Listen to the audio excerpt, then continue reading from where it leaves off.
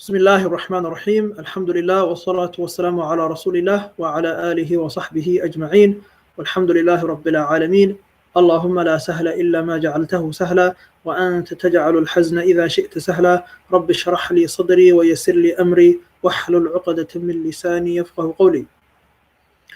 Jazakumullah khair for joining us once again in another session on the Quran in the month of Ramadan. We are going over the book At-Tibyanu fi Adabi Hamlat al-Quran, written by the great Imam al-Nawawi alayhi rahmatullah, and we have reached the chapter Faslun fil i'radi and a'radi dunya, which means this chapter is referring to turning away from the glitter and the glory of this worldly life. So it's very important for us then to kind of understand what the author means over here, and especially in the context of those who are either learning the Quran or teaching the Quran. So the author, he says, وَيَنْبَغِي أَلَّا يَقْصِدَ بِهِ تَوَصُّلًا إِلَىٰ عَرَضٍ مِنْ أَعْرَاضِ الدُّنْيَا مِنْ مَالٍ. So the author, he says, it's incumbent then. So anybody who wants to engage in the Quran, who wants to learn the Quran, or wants to memorize Quran or learn Quran, or whatever the case may be, or teach Quran even, that their intention, Allah yaqsid, that they do not intend, bihi, by doing this, by in relation to the Quran, tawassulan ila aradin min a'radi dunya, that they make a means for themselves, or they use it as an opportunity to gain something from this worldly life, min malin, whether that's money, or riyasatin, or whether that's position.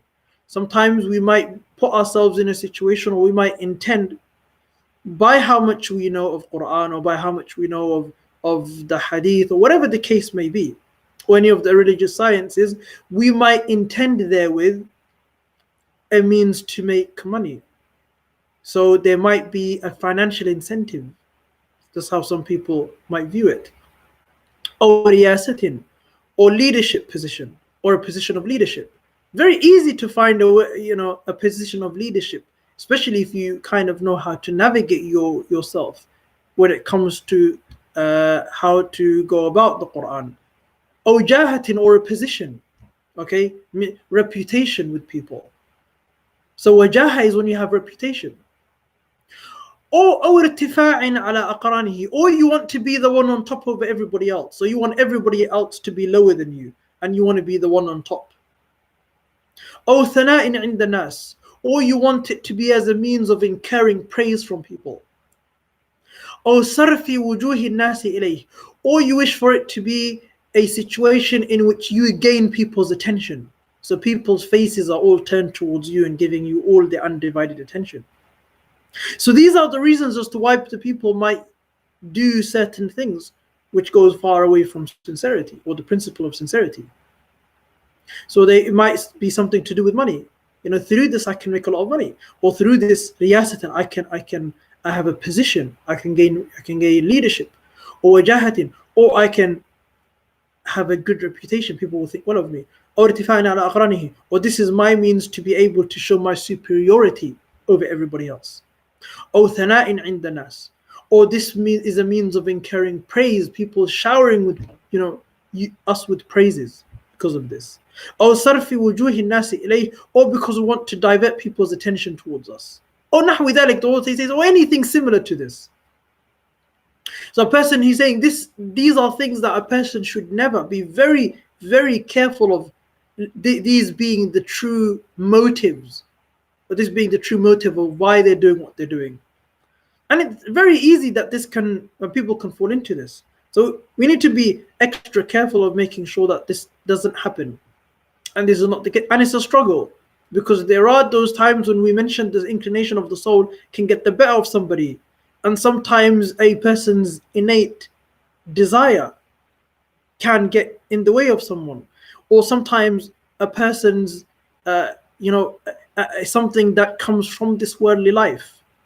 Okay, meaning a wealth. You can make money, or you can be in a big position, or you deserve and you'll get a great reputation. People will hear about you. Your name will be known to everybody, or you'll be the most superior person, or you'll be the one who everybody talks about. These are the kind of things that a person should never ever have as a motive. That's what the author is saying when it comes to the Quran, and this can even go for everything else. And then Imam Nawawi, he says, ولا يشين المقرئ إقراءه بطمع في رفق يحصل له من بعد من يقرأ عليه. Now he's speaking about something really specific. So he's speaking about those people who teach Quran. So he's saying, and a person who is a muqri', meaning somebody who's an expert reciter of Quran, who teaches Quran, they should never use that position to desire something that is in the possession of some of those students that he may or she may have that recite for them. So simply because you're in a position of being a teacher, just because you may look at somebody and you understand that this person, who's reciting Quran to me, they have something that I really desire. Maybe by allowing myself to allow this person to recite Quran to me, and by giving them extra preferential treatment, I may get something from them also. That's something that's sometimes really, really, really very, we don't really recognize it. It's very subtle. So it's something that a person should be very wary of. Though they say, سواء كان الرفق مالا, whether that desire or whether that thing that they possess of desire, malan is wealth, or khidmatan, or type of service, وإن قل, even if it's small, do this for me. You give them an extra level of professional treatment, or you allow them to recite Quran simply because of the fact that you desire they have something, you want them to do something for you, they can do something for you. That shouldn't be the intention.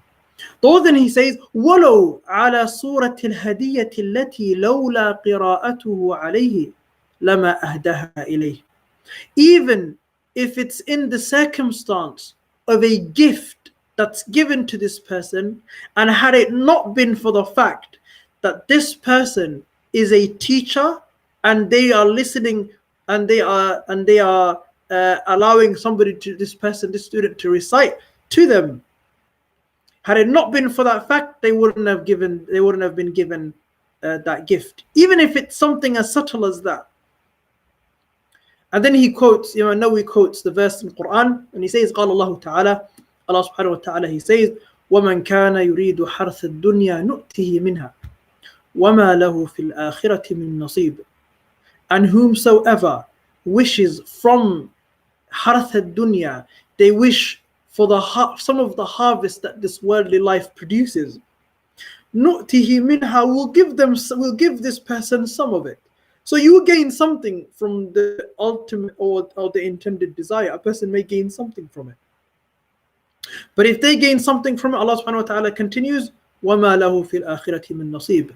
But in the afterlife, they have no portion. So there's no portion for this person in the afterlife. Why? Because everything that they did was in order to exact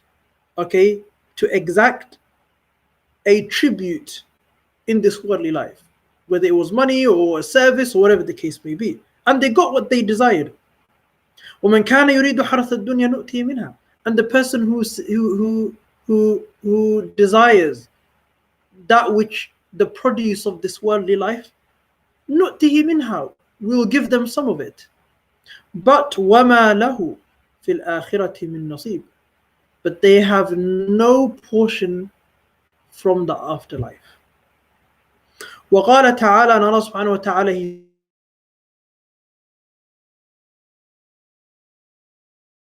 says, so it's quoting another verse from the Quran, من كان يريد له عجلنا له فيها ما نشاء لمن نريد. Whosoever yuridu, who desires and wants, al-ajila is anything that originates from this worldly life, and it has nothing to with and there's no intention, no sincerity in it therein. There's no sincerity involved in it. So it could be money or anything else. If that's what their primary desire is, Allah subhanahu wa ta'ala, we will give them what they want. We will rush to give them what they desire. Ma nasha, that which we desire. So Allah subhanahu wa ta'ala, even He desires what they gain from it. So even the people who want from this worldly life, and everything that they do is from this worldly life, they will receive something. The amount, the quantity is ma nasha, is what which from is the amount that Allah desires. And even then Allah says, liman nurid, to those amongst them who we want to give it to. So there might be people who don't gain anything from being insincere. Imagine, there might be people who gain absolutely nothing from their insincerity. And that's really a shame, because they don't get anything from this worldly life, and they might not get any, and they will not get anything from the afterlife. So it's a serious issue and a serious problem.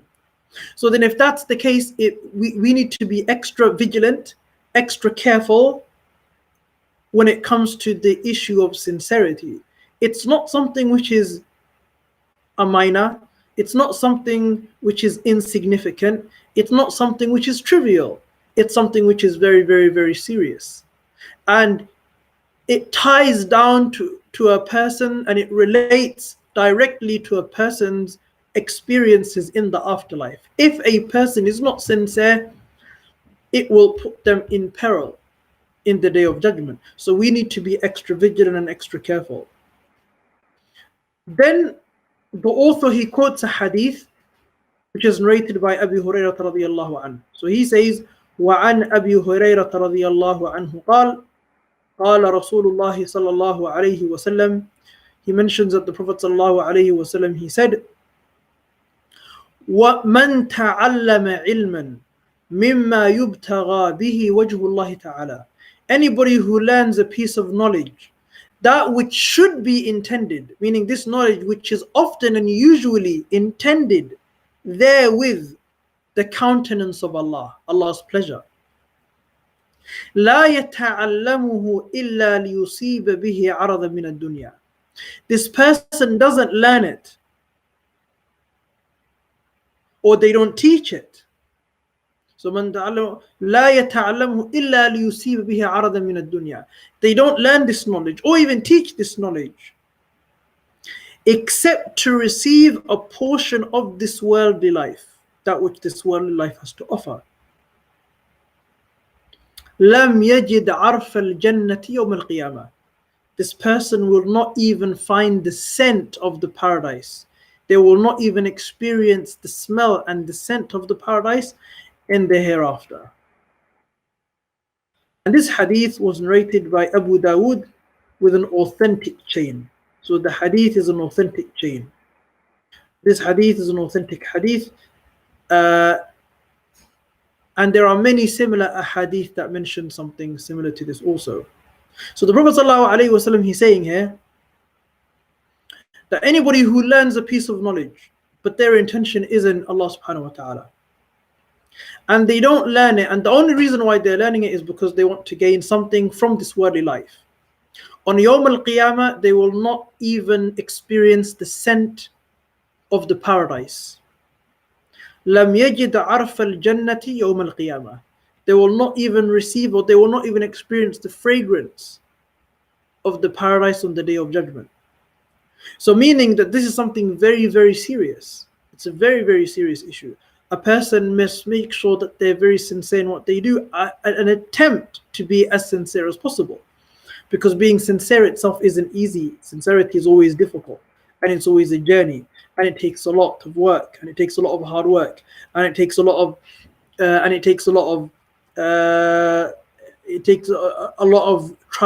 trial and error. It can be a lifetime for many.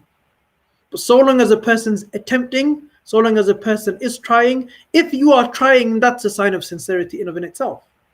So that's the point. If you are trying, if you do recognize, if we recognize and acknowledge that we don't want to be like this, we don't want to have these feelings in which we want other people to look at us and we're happy because of our, what we're doing and what people to have a good opinion of us. If we're not happy with that and we do want to make that or affect a change in our lives, that in of itself is a good sign. So even having just that desire alone is a really good sign, and that's something that we should all try and attempt. It's never easy. Like I said, it's always a journey, but it's something that is worth the struggle. So it's always going to be worth the struggle, and a person should always try and attempt to make that effort. Because sometimes you may be, that effort alone may outweigh all of the mistakes, might weigh all of the instances of insincerity. It may outweigh all of the sins and mistakes that we've made.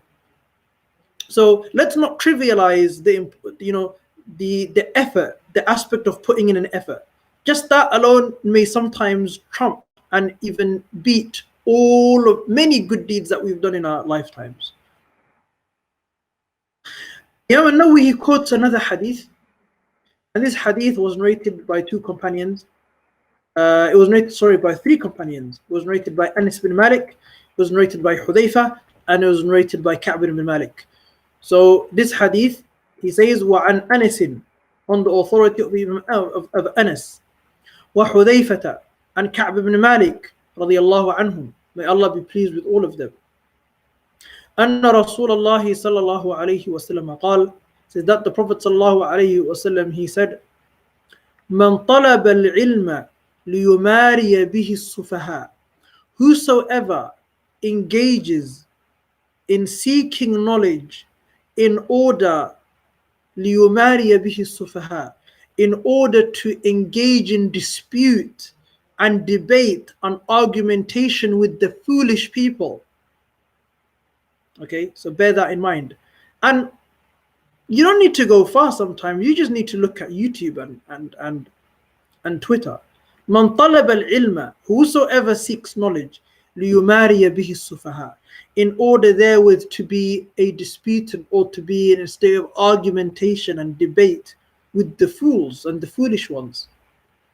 Aw yukathira bihi al-ulama, or in order just to make up the numbers of the scholars, so that a person wants to be amongst their ranks. So they have no other desire except to have the title or to dispute somebody who already carries the title. People from the establishment. أو يصرف به وجوه الناس إليه, or therewith they intend that people's attention is fixated upon them. The Prophet ﷺ, he said, if that's the case, فَلْيَتَبَوَّأْ مَقْعَدَهُ مِنَ النَّارِ, let them prepare their dwelling in the hellfire. And this hadith is collected by Imam al-Tirmidhi min riwayat Ka'b ibn Malik, from the riwayah and the variation of Ka'b ibn Malik. وقال, and he said, أدخله الله النار, Allah subhanahu wa ta'ala will enter this person into the hellfire. So this is mentioned in the Sunan of Imam al-Tirmidhi. Also it's mentioned by many of the other scholars like At-Tabarani. He mentions it in his Al-Awsat, and Anas bin Malik radiyallahu anhu. Also Ibn Majah, Al-Khatib al-Baghdadi also mentioned this hadith, and Hudayfa ibn al-Yaman radiyallahu anil jami', may Allah be pleased with all of them. I mean, is this not the reason why many people learn knowledge, or many people want to have access to knowledge? Is it not only because people just want to argue nowadays? People just want to have debates nowadays. People just want to dispute nowadays. People just want to make sure that I'm on top and everybody else is beneath me. Is it that not what people really, many people, unfortunately, desire the knowledge? I mean, you find people who actually very far away from the religion, in terms of people who don't embody the characteristics of the religion, or very far away from it, yet speaking about issues to do with Quran, issues to do with Hadith, and these kind of things, in order to debate and argue and all of these kind of things. So it's kind of really very sad. من طلب العلم ليماري به السفهاء, anybody who seeks knowledge because they want to argue with people. أو يكاثر به العلماء, or in order to dispute there with the people who are scholarly, or to increase them in their number, or to join the ranks. أو يصرف به وجوه الناس إليه, or because they want people's attention to be fixated on them. فليتبوأ مقعده من النار. In that case, let them establish their place in the hellfire. Imam al-Nawawi, he said, رواه الترمذي, Imam al-Tirmidhi rated this hadith from the riwayah of Ka'b ibn Malik. So it's something which is وقال أدخله الله النار, meaning Allah will then cause this person to enter into the hellfire. So it's really not worth the journey isn't worth it. If a person wants to seek knowledge because they want to do any of this which is mentioned over here, then a person should avoid it at all costs. It's better sometimes for a person to be in a state of ignorance, and sometimes ignorance can be bliss.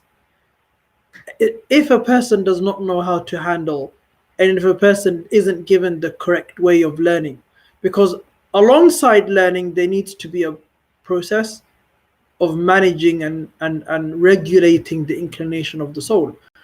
When Islamic spirituality becomes something which is irrelevant, then it's not really very surprising anymore to kind of see people who kind of go very much to immerse themselves into the dunya, or into this worldly life. So something which is very, very prevalent, and it's something which exists, and it's something that really should be avoided. And ultimately, all success comes from Allah subhanahu wa ta'ala. The author then he goes into another section of the book, في محظورات نية التعليم. And he's talking about here in this section some of the things that should be avoided when it comes to, or intentions relating to at-ta'lim, or teaching or educating, meaning the Quran or teaching the Quran. And some of the things that he mentions over here is really quite interesting, because it really relates a lot of what we just mentioned. So he says, وَلْيَحْذَرْ كُلَّ الْحَذَرِ مِنْ قَصْدِهِ التَّكْثِيرَ بِكَثْرَةِ الْمُشْتَغِلِينَ عَلَيْهِ. He says, let a person be very aware, anybody who wants to teach the Quran, let them be very, very, very careful from having their intention to be increasing the number of people who come to them. If that's the only, I want many people to come to me. I want to be the number one person, who's recognized as the best, scholar or student of knowledge or Quran reciter, or whatever the case may be. I want to be the best out of all of them. And I have to be the one who has the most number of students. This kind of stuff, the author is saying, let them be careful if that's the intention.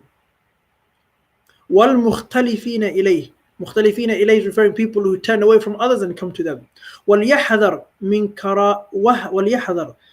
كَرَاهِيَةِ قِرَاءَةِ أَصْحَابِهِ عَلَى غَيْرِهِ مِمَّنْ يُنْتَفَعُ بِهِ. He says, the author, and let them be very careful also of disliking the fact that some of the students that they have might go to someone else also. This is really deep psychological stuff. I mean, sometimes people can feel it, and sometimes it can be exacerbated by many of our insecurities. So a person may, what's wrong with me? Have I not been teaching this person for so long? Why do they feel the desire to go to somebody else?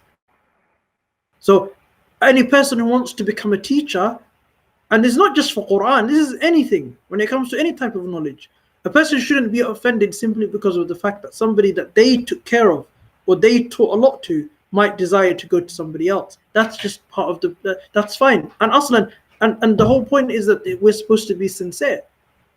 So why do we care? So long as they're getting the education that they need, whether it comes from us or anybody else, it shouldn't really matter. The author then he says, وَهَذِهِ مُصِيبَةٌ. And he says, this is a big problem. يُبْتَلَى بِهِ بَعْضُ الْمُعَلِّمِينَ الْجَاهِلِينَ. He says, this is a big tribulation and a problem and a catastrophe that has struck, or that has played out with many or some of the teachers who are ignorant. And then he says, وَهِيَ دَلَالَةٌ بَيِّنَةٌ مِنْ صَاحِبِهَا عَلَى سُوءِ نِيَّتِهِ وَفَسَادِ طَوِيَّتِهِ. He says, and this is a clear indication that this person does not have a good intention. It shows that this person has a corrupt intention and a corrupt inward reality. And then he says, Imam al-Nawawi, but rather, هي حجة قاطعة على عدم إرادته بتعليمه وجه الله تعالى الكريم. He says, but what it does show clearly, without any ambiguity, is that this person does not have an intention or did not have an intention. In virtue or in relation to their teaching, they did not intend there with Allah subhanahu wa ta'ala's countenance and his generous and Allah subhanahu wa ta'ala generous innate being. فإنه لو أراد الله تعالى بتعليمه, because if the author, he says, because if he truly or she truly did desire Allah's countenance in his favor by teaching, لما كره ذلك, they would not have disliked this fact or this issue. Meaning you have somebody and they want to go to somebody else. Then he would, بل قال لنفسه, Imam Nawawi says, rather they would say to themselves, أنا أردت الطاعة بتعليمه. All I wanted was to do an act or carry out an act of obedience to Allah by educating this person. And it's happened and I did what I intended. وهو قصد بقراءته على غير زيادة علم. And this person intended there with their qira'ah or their learning or their education, when they went to somebody else, they wanted to increase their knowledge. And that's what happened, and that should have been the motive in the first place. فَلَا عَتَبَ عَلَيْهِ. So there's no blame on this student for doing that. Very interesting choice of words by Imam Nawawi in this section. And really the reason why that is because it kind of shows us sometimes our deeper, it kind of opens a gateway, it kind of like opens a way in which we could kind of inspect. And the way he's written it down is so precise that we can kind of understand exactly what he's speaking about. And it's really a reality. It really is a reality. So it's something that needs working on. So ultimately, why are we doing anything? It kind of gives us, and it kind of we always need to go back to the point of why we're doing anything. For what reason are we doing anything? If it's not for the sake of Allah, then why are we doing it? So we need to always be very, very careful. And inshallah, in that we conclude, because in the next portion, he's going to be mentioning some of the statements or some of the traditions that give credence to what the author is saying. But inshallah, we'll mention that in the next segment. Jazakumullah khair for joining us once again. Barakallahu fikum. Assalamu alaikum.